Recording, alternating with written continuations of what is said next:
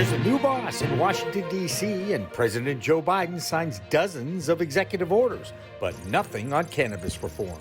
A California credit union becomes a banking option for cannabis, and controversy about a Maine dispensary logo that regulators believe could appeal to kids. All that, plus the Jerry Garcia Cannabis Collection on Weed Talk News next. We are Pro Cannabis Media.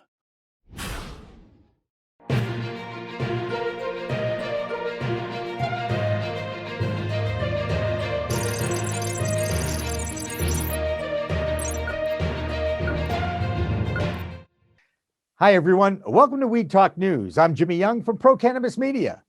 And I'm Rusell, your main man from Weedbudz Radio.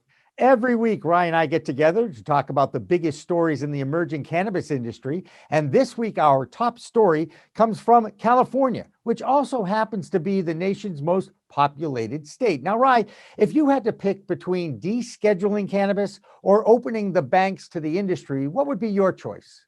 That's a great question, Jimmy. It seems like quite the chicken and egg debate. Can you really have banking without rescheduling? Can you? Yes, you can. Because if you go to a credit union, you're going to get all the same services at the credit union. And that's what the California Cannabis Industry Association has discovered. Indeed. And now they've cut a deal with the North Bay Credit Union. They're opening doors to members of the CCIA. That would be your California Cannabis Industry Association. That industry in California, it generates more than 10% of the total cannabis sales in the U.S. to the tune of $5.2 billion. And it employs close to 40,000 people, all who are now welcome to enjoy banking privileges at that same credit union. A good deal for all. Well, Jimmy, speaking of billions, do you know who is number one in cannabis revenue in the U.S.?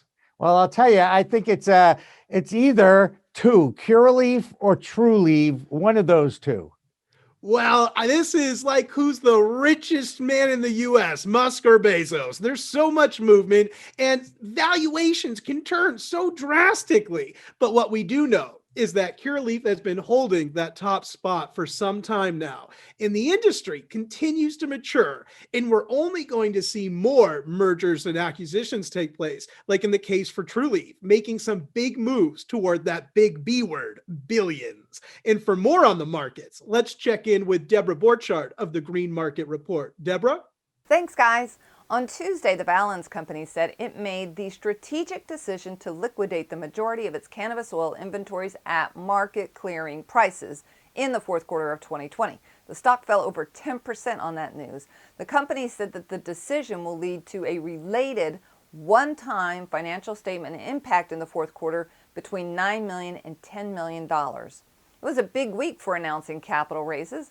Harborside upsized its previously announced raise to approximately 27 million Canadian dollars. That's an increase of $7 million due to excess demand. Auxly Cannabis Group raised $15 million in a deal with ATB Capital Markets and Cantor Fitzgerald. Cannabis software company Blackbird and payment processor company AeroPay announced a strategic partnership to bring cashless payments to cannabis businesses for online ordering. You may recall Blackbird was sold in November by its parent company, Tilt Holdings. And that's the big news this week. I'm Debra Borchardts from the Green Market Report for Weed Talk News. It looks like Arizona is ready to open its adult use market this week, much faster than many in the industry actually hoped. Why? Well, that state is offering the already existing medical dispensary licensees the opportunity to offer adult use sales as well. 40 medical dispensaries had applied for adult use licenses in that state, and now Arizona is ready to give the green light. Interestingly enough, Rye, that isn't the first time, I believe, in the cannabis industry history that medical licensees got first crack at adult use licenses. Well, there's always so much going on with these state regulators. And really, the next question is what states are ready to move into the world of legal cannabis? We know New York, the governor Cuomo has been pushing for legalization in the state of New York, and they're entering a stages of public comment for proposed legislation. And so I'm really excited because we have so many friends, Jimmy, in the cannabis industry that are attorneys that I know will be sitting in on some of these forums for public comment. And it'll be interesting to see what happens in New York. And Jimmy, for our Maine cannabis report, some more regulation fun. Seaweed Cannabis Company has been cited by the Office of Marijuana Policy for a violation relating to their use of a mermaid on their logo, and therefore causes concern that the logo could be attractive to children. And Jimmy, I know you have an opinion on this. Now, first of all, we want to make sure that everybody understands. Now, they're probably looking at the graphic at this point. It's sea as in the water, ocean, SEAC, as opposed to the C in cannabis. So think about this, Rye. You know, there are a lot of similar clauses in a lot of these state regulations because the regulators do not want these logos to appeal to anyone under the age of 21. That includes like statements and designs, images, including those logos. And that's what's been going on in Maine. Now, as we look at this logo, you know, I see a mermaid. Okay, how many kids out there, you know what, and I hate to use the word kids because we're not really talking about kids. We're talking about people under the age of 21. And there's a big difference between someone who's 18 or 15 or 7 when it comes to parenting those kids. Now, for me, I like the opportunity to actually have a conversation with any kid about the dangers of drugs and alcohol. Oh, not cannabis, because cannabis is a plant. And that is a huge difference. And I know there are advocates out there always looking to make that distinction. Rye, I'm going to go out on a limb and think every morning, do you have a cup of coffee? I do every single day. And do you know that 91% of Americans have a cup of coffee and use caffeine on a daily basis? And did you know that caffeine is a drug and it is addictive? Did you know that? I did know that. Absolutely. It's concerning. I drink way too much of it. Yeah, and so do a lot of people out there. And everybody knows if you skip a day, if you miss out on your morning coffee or your afternoon cup of coffee, what kind of reaction in your body do you have? Not a good one. I get very grouchy myself. I get a headache. Okay. And that's kind of where I was going with that.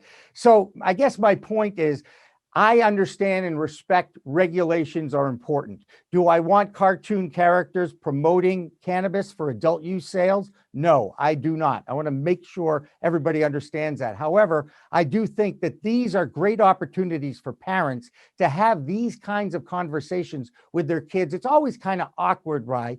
Now, you don't know this because you're not a parent, to have that sex, drugs, and rock and roll talk with your kid. It's awkward for any adult. But this is a great time and a great opportunity in legal use states to open the door and start talking and communicating to your kids. Because if you don't educate your kids, and by the way, there's an assumption here that the adults in the room would actually educate themselves about cannabis, right? I mean, education drives all arguments, doesn't it? It absolutely does. And, you know, these regulations are not that different than what we have proposed in other states, Jimmy. In Massachusetts, very similar clause has been proposed and potentially put into effect, portraying or representing someone under the age of 21. And this comes from the tobacco advertising containing celebrities, endorsements, cartoons, everything you mentioned. And so it's interesting for those of you that look at this logo, you can decide what you think. I don't know. When I was a kid, I did not dream about mermaids. Let's just say, okay, I'm sorry, I didn't. But I was an athlete, so I dreamed about sports figures, and I don't think sports figures should be endorsing cannabis for adult use. However, we can get into the fact that there are plenty of kids out there who have saved their lives through the use of cannabis directed by a medical doctor. So again, conversation, education, have those kinds of conversations with your kids. And as far as the regulations go, leave it to the regulators because you just can't fight City Hall, can you, Rye?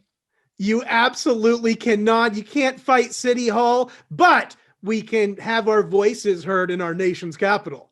That's right. And you know, I bet you knew that there's actually been quite a few changes in our nation's capital over the last week as a new administration starts their business of running our government. Here is the DC report with Vote Pro podcast, Phil Adams. Phil?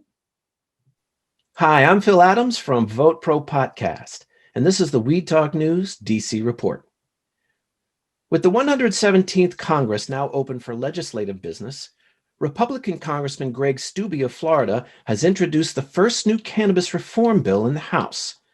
Unlike last year's MORE Act, however, the new legislation would not end the federal prohibition on cannabis. Instead, the bill would order Attorney General to reschedule cannabis under the Controlled Substances Act from a Schedule I to a Schedule III drug. The reclassification to Schedule III would protect federal employees who use cannabis. It would also remove many of the legal impediments to scientific research and would allow cannabis companies to deduct business expenses from their federal taxes. Such rescheduling is more in line with the views of President Joe Biden, who remains opposed to legalizing cannabis for adult use. In one of his last official acts as President of the United States, Donald Trump granted clemency this week to dozens of people convicted of nonviolent marijuana offenses. Last November, then President Trump received a letter from a coalition of celebrities, GOP officials, and civil rights advocates urging him to pardon or commute the sentences of 24 people serving time in federal prison, including several serving life sentences for cannabis possession.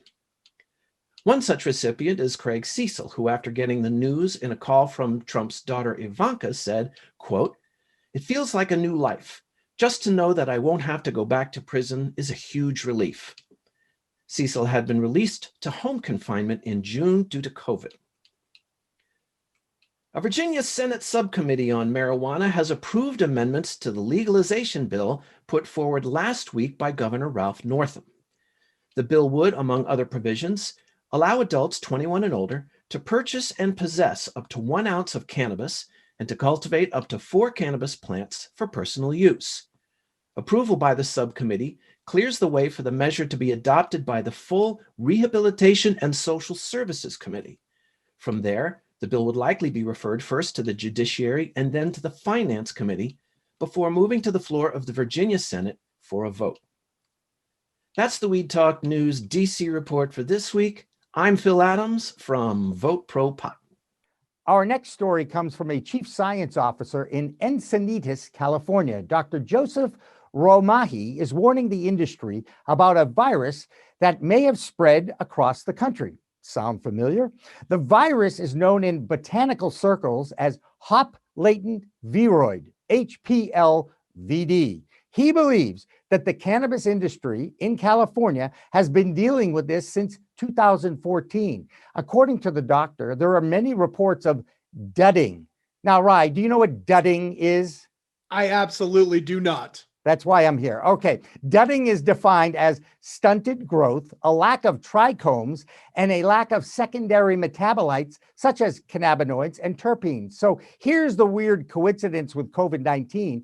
It can be asymptomatic and it's not being tested by labs. Now, the doctor recommends cleaning harvest products with bleach. Now, that is not cleaning cannabis with bleach, okay? It is cleaning the machines that harvest the cannabis with bleach. Now, there is no report of the effects of this virus on humans, just the plants.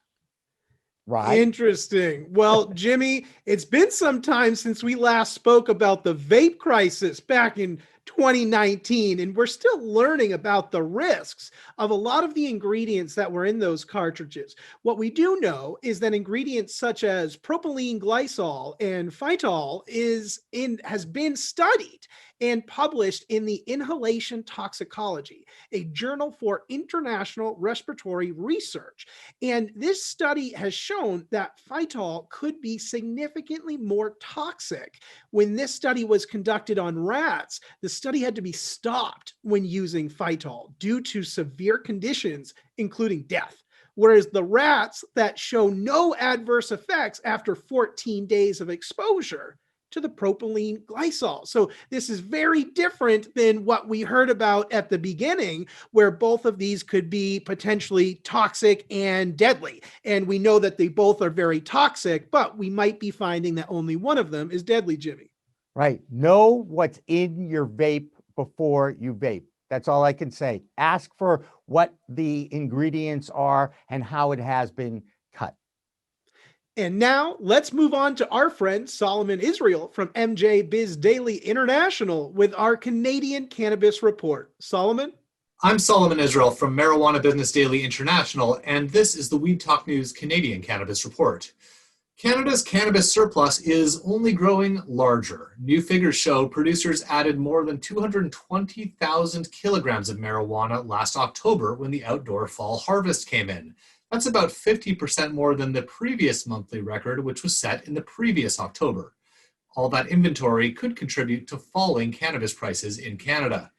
Two major Canadian cannabis store chains are merging, continuing a consolidation trend in marijuana retail. Alcanna is spinning off its retail business, combining it with competing retailer YSS Corporation. The new retailer will have 53 stores across Canada, with more on the way.